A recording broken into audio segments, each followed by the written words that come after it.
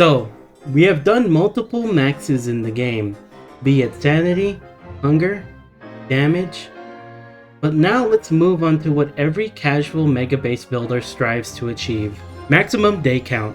So this is a lot simpler than other maximums because you see for Don't Starve, the maximum amount of days you can survive is 0. No really, I'm being serious. 0 is the maximum number of days you can survive. Let me explain.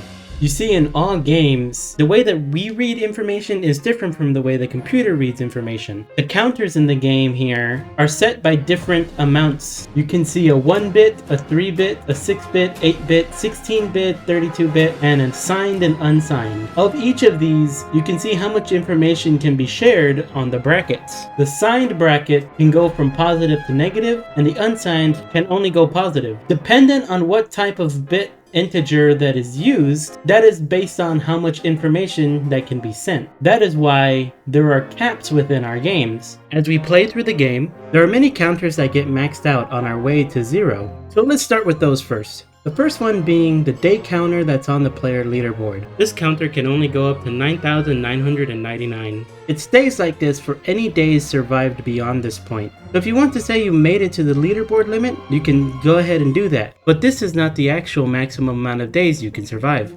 Even though the counter is not moving, the days survived does keep going upwards.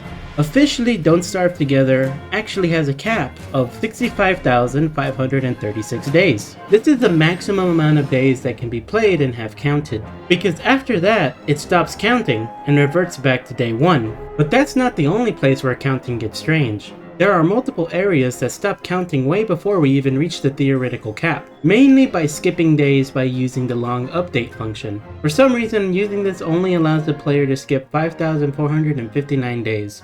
I'm not sure why this number, because there's no limits on it within any of the other decimals, but it's just the one that it's chosen. You can put more beyond this and it'll show on your character, but it doesn't actually update the day count, so I'm not sure how that actually works. If anyone knows more about the technical side of this, please let me know in the comments below. It goes pretty smoothly skipping this many days, but once you get to about 40k, the game starts breaking and freezing, trying to skip that many. The action still goes through, but you need to reload the world for it to count. As we inch closer and closer to the maximum day count, we can skip a smaller amount of days to make it easier to get to the amount. And now we're reaching the cap number. We can wait until we hit day 0. This is so great. It's funny to see this because normally when you start a game, you don't start on day 0. You start on day 1. So this is the only way to get 0 days survived on Don't Starve. After this day, all the counters will reset back to day 1. Your player counter and the day counter,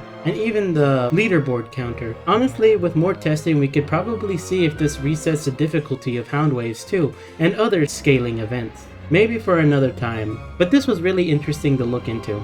What I think is really fun about this though, is that if you were to actually play this amount of days, it would take the equivalent of a full year of gameplay non-stop to reset the day counter. Certainly with people who have probably done the powder cake challenge, which is a similar long-lasting challenge of surviving the 18,750 days it takes for a powder cake to spoil. With this other challenge, you can spoil about 3.5 powder cakes in the time it takes for the game to reach day 0. Now then, Mega Base Builders, go forth and reset the game clock naturally with your 9,000 day worlds. This has been Taro. Make sure to like, comment, and subscribe, and take care.